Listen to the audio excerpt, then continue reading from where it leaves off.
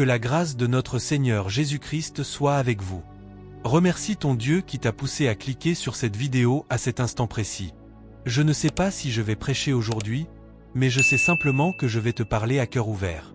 Peut-être que ce message sera ce qu'on ne t'a jamais dit de toute ta vie, quelque chose qui va transformer complètement ta manière de vivre ta foi.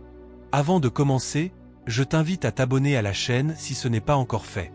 Nous traitons ce genre de sujet profond tous les dimanches à 19 h. Si tu veux grandir spirituellement et sortir du lait de la parole pour manger la nourriture solide, cette chaîne est pour toi. Maintenant, accroche-toi bien, nous commençons. Savez-vous que chaque croyant a un lion en lui? Bien sûr, quand je dis croyant, je parle de ceux qui sont nés de nouveau. Et quand je parle de lion, je ne parle pas encore du Saint-Esprit, non. Ne sois pas pressé, nous y arriverons. Je veux que tu lises ceci avec moi dans Genèse 49, versets 8 à 12. Attention, c'est Genèse chapitre 49, pas 41. Voici ce que dit la parole. Judas, tu recevras les hommages de tes frères, ta main sera sur la nuque de tes ennemis. Les fils de ton père se prosterneront devant toi. Judas est un jeune lion. Tu reviens du carnage, mon fils. Il ploie les genoux, il se couche comme un lion, comme une lionne. Qui le fera lever?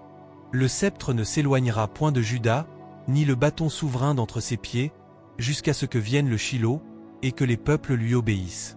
Il attache à la vigne son âne, et au meilleur cep le petit de son ânesse.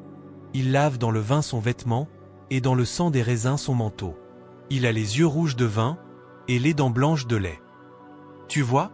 Dieu a décrit prophétiquement la tribu de Juda comme un lion. Et il a dit, ses yeux seront rouges comme le vin rouge et ses dents blanches comme le lait. Les yeux rouges, cela veut dire la violence. Mais pas comme tu penses. Je parle de la foi violente, de la foi qui ne recule devant rien.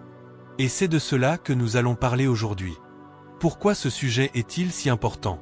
Parce que nous avons trop entendu dire, sois calme, Dieu le fera, sois patient, ce qui est à toi viendra de lui-même. C'est totalement faux. La foi biblique n'est pas une foi passive. Alors prête attention si tu veux découvrir la foi violente, la foi qui change tout et qui arrache toutes les bonnes choses sur son chemin.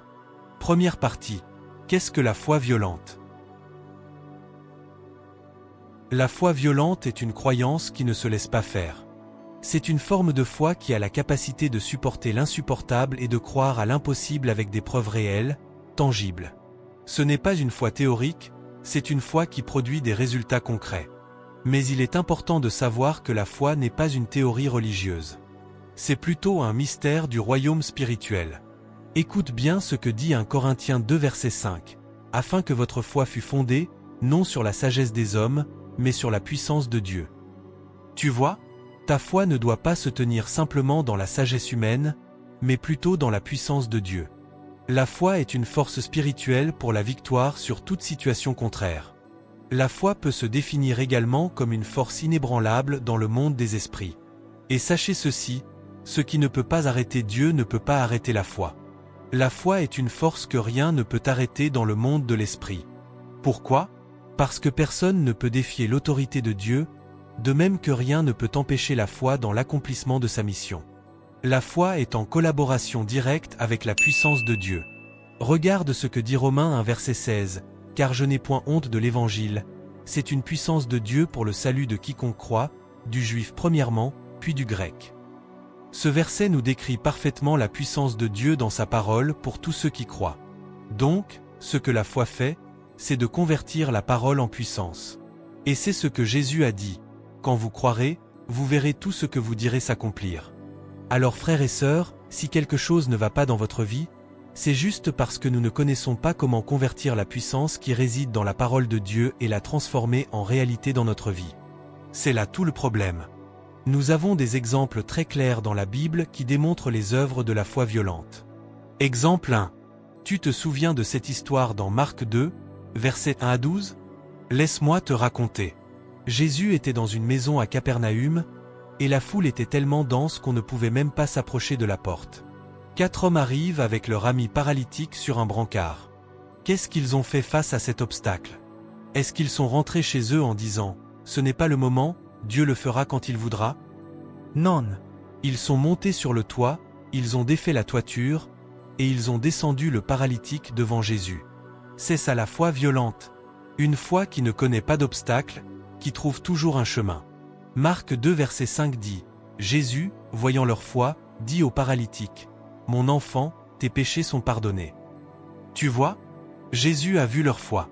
La foi n'est pas invisible, elle se manifeste par des actions concrètes. Exemple 2. Dans Marc 5, versets 25 à 34, nous avons l'histoire d'une femme qui souffrait d'une perte de sang depuis 12 ans. La Bible dit qu'elle avait beaucoup souffert entre les mains de plusieurs médecins, elle avait dépensé tout ce qu'elle possédait, et au lieu d'aller mieux, elle allait de mal en pis. Cette femme était dans une situation désespérée.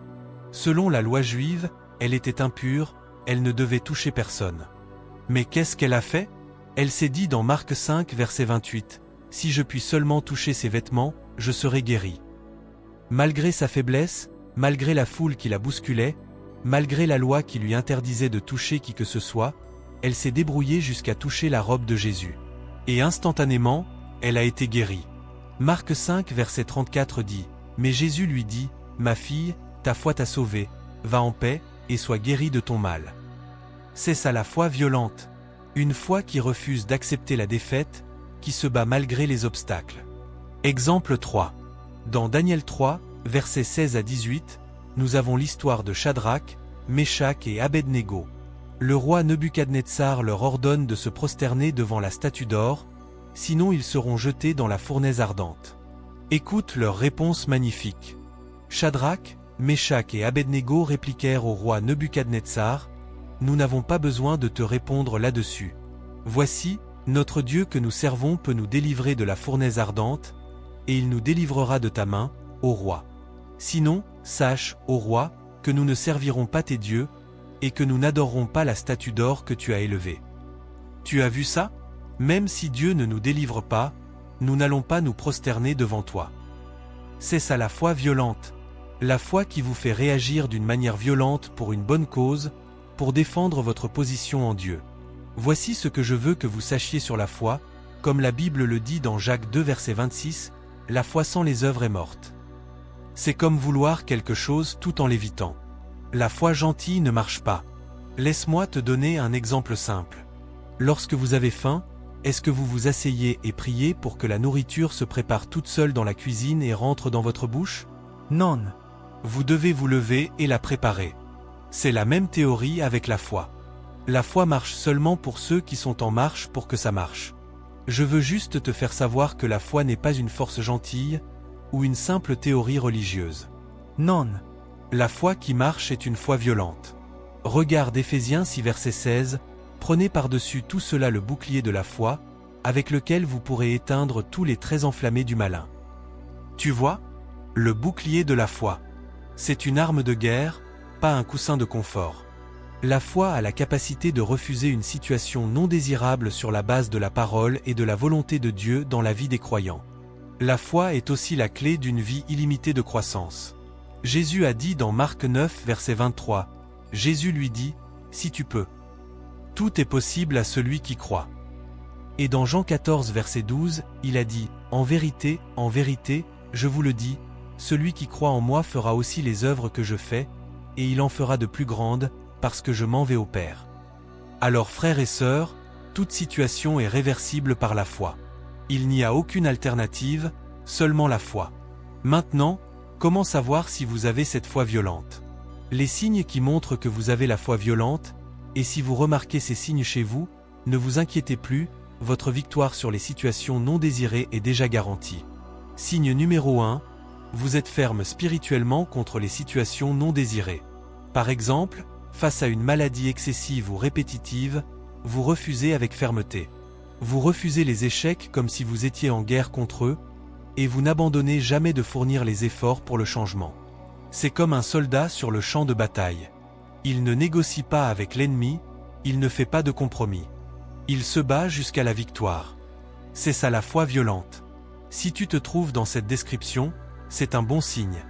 Mentionne-toi dans les commentaires. Signe numéro 2, vous êtes en paix malgré la situation. La paix dans les moments difficiles prouve votre autorité face à une situation non désirée. Cette paix dit « Je te domine, et si je veux changer cela, je le fais tout de suite ». C'est comme un lion dans la brousse. Pas de panique ni d'angoisse, à cause de la force qu'il possède. La Bible dit dans Daniel 11 verset 32, « Ceux qui connaîtront leur Dieu agiront avec fermeté ». Alors la confiance est un signe d'autorité spirituelle et prouve votre foi violente. Philippiens 4 verset 7 dit, « Et la paix de Dieu, qui surpasse toute intelligence, gardera vos cœurs et vos pensées en Jésus-Christ. » Cette paix n'est pas naturelle, elle est surnaturelle. C'est la paix qui dit, « Je ne comprends pas comment ça va se passer, mais je sais que Dieu a déjà tout réglé. » Signe numéro 3, l'aura de votre apparence. Le mot aura n'est pas très compatible avec le christianisme, mais j'espère que vous comprenez ce que je veux dire par là. Votre apparence même parle déjà de votre confiance et de votre stabilité dans les moments difficiles. Vous n'êtes pas celui qui vient déprimer, qui fuit les regards, qui marche comme un esclave, qui parle avec la peur et qui vient dire qu'il a la foi. Non. Votre apparence physique dans les moments difficiles prouve votre foi violente. Regarde David dans 1 Samuel 17. Quand il est arrivé face à Goliath, il n'était pas tremblant. Il a dit dans les versets 45 à 46, « Tu marches contre moi avec l'épée, la lance et le javelot, et moi, je marche contre toi au nom de l'Éternel des armées, du Dieu de l'armée d'Israël, que tu as insulté. Aujourd'hui l'Éternel te livrera entre mes mains. » Tu vois cette assurance? Cette confiance? C'est ça l'aura de la foi violente. Signe numéro 4, l'audace de croire l'impossible. La croyance de l'impossible est le véritable signe que vous avez la foi violente. C'est la foi qui dit, « Demain matin, je vais te rembourser tes dettes de 100 000 €, en sachant que vous n'avez rien aujourd'hui. » C'est de ça qu'on parle. C'est la foi d'Abraham dans Romains 4 versets 18 à 21. Espérant contre toute espérance, il crut, en sorte qu'il devint père d'un grand nombre de nations, selon ce qui lui avait été dit, telle sera ta postérité. Et, sans faiblir dans la foi, il ne considéra point que son corps était déjà usé, puisqu'il avait près de 100 ans, et que Sarah n'était plus en état d'avoir des enfants. Il ne douta point, par incrédulité, au sujet de la promesse de Dieu. Mais il fut fortifié par la foi, donnant gloire à Dieu, et ayant la pleine conviction que ce qu'il promet il peut aussi l'accomplir. Abraham avait 99 ans, Sarah était stérile et ménopausée, mais il a cru qu'il aurait un fils. C'est ça croire l'impossible. Maintenant, la question la plus importante, comment avoir la foi violente? Comment avoir toutes ces qualités dont nous venons de parler? Quelle est la base de ce vin qui rend les yeux rouges? Je vais te donner 3 éléments essentiels. Élément numéro 1, le vin du Saint-Esprit. Acte 2, versets 1 à 4 nous raconte la descente du Saint-Esprit. Et au verset 14, nous voyons Pierre se lever avec audace pour prêcher. Ce même Pierre qui avait renié Jésus 3 fois quelques semaines auparavant, maintenant il se tient debout devant des milliers de personnes pour proclamer Christ. Le Saint-Esprit déclenche le lion qui est en vous. Lorsque le vin du Saint-Esprit est arrivé sur Pierre, il lui a changé de nature et il ne pouvait plus avoir peur de rien. Alors tous les chrétiens qui n'ont pas encore le Saint-Esprit, désirez-le ardemment, car c'est le moteur de votre foi en Christ. Jean 14 verset 26 dit, « Mais le Consolateur, l'Esprit Saint, que le Père enverra en mon nom, vous enseignera toutes choses, et vous rappellera tout ce que je vous ai dit. » Le Saint-Esprit vous rendra violent contre les œuvres du diable. Alors ne le ratez pas. Priez pour recevoir le baptême du Saint-Esprit. C'est essentiel pour votre vie spirituelle. Élément numéro 2, le mystère de l'adoration constante. Apprenez à parler à Dieu dans les chansons prophétiques. Cela ne vous coûtera rien. La Bible dit dans Daniel 11 verset 32, « Ceux qui connaîtront leur Dieu agiront avec fermeté. » Alors vous ne pouvez pas croire en quelqu'un que vous ne connaissez pas. Apprenez à connaître Dieu dans son intimité et vous allez éteindre tous les traits enflammés avec votre bouclier de la foi. L'adoration n'est pas juste chanter des chansons à l'église le dimanche. Non. C'est une communion constante avec Dieu.